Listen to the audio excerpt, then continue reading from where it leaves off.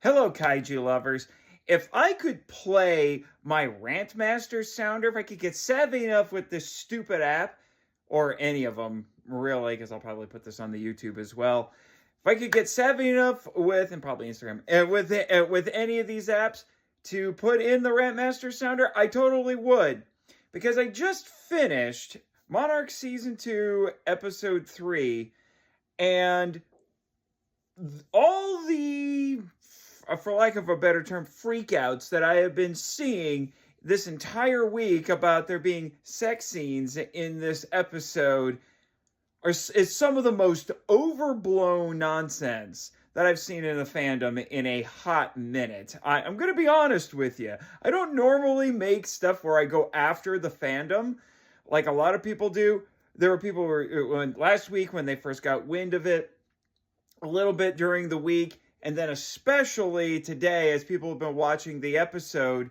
And then I finally sat down and I watched it, and I won't get into any spoilers, but it's one of the tamest sex scenes in anything I've ever seen. It is remarkably tasteful, and here people have been flipping out about it and acting like it's on par with season 1 when we find out that Kate is a lesbian, which, by the way, this episode, remember that she's a lesbian because she tries to reconnect with one of her very masculine exes, I might add, but that's beside the point. Even though, there's a ton of lesbian kissing in this, and I'm surprised nobody flipped out about that because that's just how this fandom works anymore.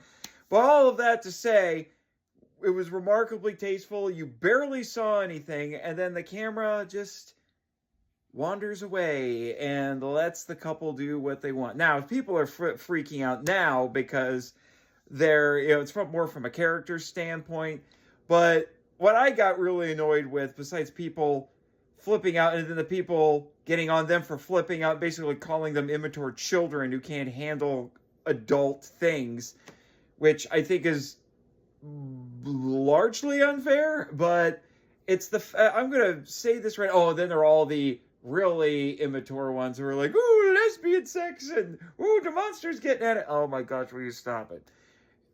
I will say this. The reason why they're not used to it is because this isn't something that the Godzilla franchise usually does. It barely had any kissing, let alone full-on sex scenes, even though the one in this episode barely exists. So calm the F down, all of you.